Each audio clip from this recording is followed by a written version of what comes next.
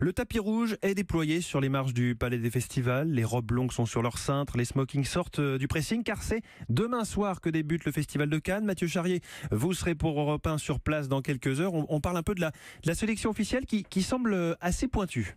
Oui, hormis Jean-Luc Godard ou Spike Lee, c'est vrai que la sélection officielle est plutôt tournée vers des nouveaux réalisateurs qui, pour certains d'ailleurs, signent leur premier film. C'est le cas de l'Égyptien Abbé Shawki. Du côté de la France, 4 longs métrages en lice pour la Palme d'Or, ceux de Christophe Honoré, Eva Husson, Stéphane Brisé et Yann Gonzalez. Du coup, les stars en compétition seront peu nombreuses sur le tapis rouge, avec seulement, entre guillemets, Pénélope Cruz, Javier Bardem ou Vanessa Paradis. Il faudra se tourner vers les sélections parallèles pour voir débarquer Isabelle Adjani, Marion Cotillard, Vincent Cassel, Adam Driver, Nicolas Cage ou Martin Scorsese. Enfin, le festival sera cette année encore politique, avec 2 réalisateurs sélectionnés mais assignés à résidence dans leur pays. Ils ne pourront sûrement pas venir sur la croisette. C'est l'Iranien Ashghar Farhadi et le Russe Kirill Serebrennikov. Mathieu, le délégué général du festival, Thierry Frémaux, veut faire un peu de ménage. En tout cas, il a changé certaines règles. À commencer par l'interdiction des selfies sur le tapis rouge. Je peux vous dire que c'était devenu une tradition de s'y prendre en photo. Thierry Frémaux a promis que si une seule personne tente cette année le selfie, elle sera expulsée, manu militari.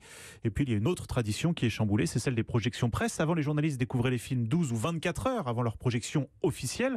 C'est désormais fini pour éviter les tweets ou les critiques avant même que l'équipe du film ait monté les marches.